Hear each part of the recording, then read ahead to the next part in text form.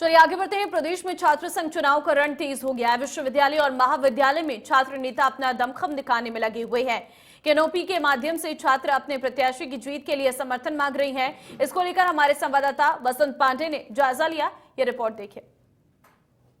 छात्र संघ चुनाव का बिगुल बज चुका है। छात्र नेता अपना दमखम दिखाने में लगे हैं। लगातार विश्वविद्यालय और महाविद्यालयों में प्रचार प्रसार भी किया जा रहा है। आखिर छात्र संघ चुनाव कितने अहम है, युवा साथी मेरे साथ मौजूद हैं। क्या लगता है छात्र संघ चुनाव कितने जरूरी है?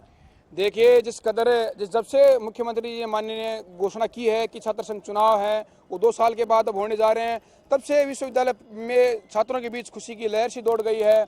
और छात्र संघ चुनाव पिछले 2-2.5 साल से जब से बंद थे, तब से नए नेता निकलने बंद हो गए थे। और छात्र संघ चुनाव स्टूडेंट लाइफ में देश के लिए बहुत ही अहम है, क्योंकि हम जानते हैं कि युवाओं के लिए जो प्लेटफॉर्म है वो राजस्थान जो यूनिवर्सिटी है और भी जो यूनिवर्सिटीज़ हैं, कॉलेज हैं, वहीं से उनको प्लेटफॉर्म मिलता है, वहीं से वो नेता बनना शुरू होते हैं, वहीं से उनको पहचान मिलना शुरू होती है।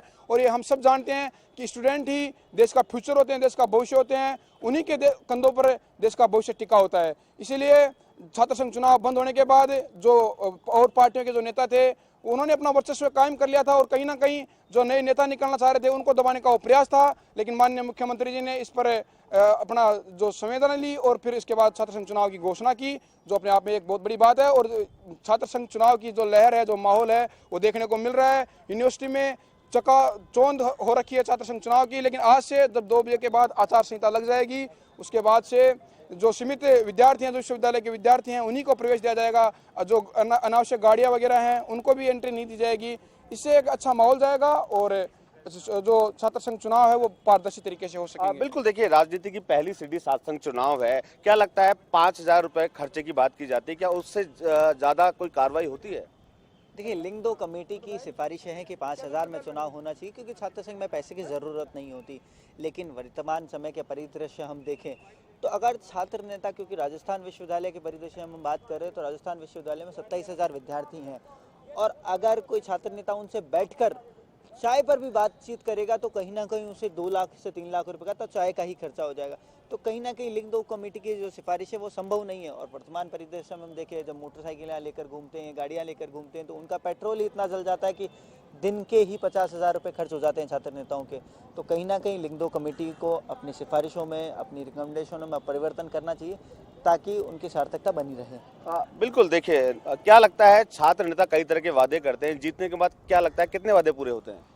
छात्रों की आवाज़ उठाने के लिए छात्र संघ अध्यक्ष का चुनाव होना जरूरी है। वो छात्रों की आवाज़ बनकर छात्रों की मांग उठाते हैं, और जो छात्र नेता वादे करते हैं उनको भी कहीं कहीं पूरा भी करते हैं।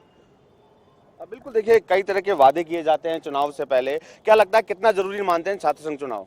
छात्र संघ चुनाव बहुत ही ज़्यादा जरूरी, क्योंकि गांव वर्ग के विद्यार्थी वो राजस्थान यूनिवर्सिटी कैंपस में पढ़ाई के लिए आते हैं। उनके कई तरह की समस्या होती है, तो उन समस्याओं को समाधान के लिए एक छात्र नेता ही उनकी समस्याओं को समाधान के लिए हमेशा 24 घंटे तत्पर रहता है। बिल्कुल, निश्चित तौर पर। हालांकि छात्रों का कहना है कि छात्र संघ चुनाव होने ही चाहिए, क्योंकि राजनीति की पहली सीढ़ी छात्र संघ चुनाव है। राजनीति में अपना भविष्य तराशने के लिए हर छात्र नेता इस चुनाव का इंतजार करता है। हालांकि 2 साल कोरोना के कारण ये छात्र संघ चुनाव नहीं हो पाए थे, लेकिन मुख्यमंत्री की घोषणा के बाद अब जो छात्र नेता हैं, जो उम्मीदवार बनने जा रहे हैं, वो अपना दमखम दिखाने में लगे हैं।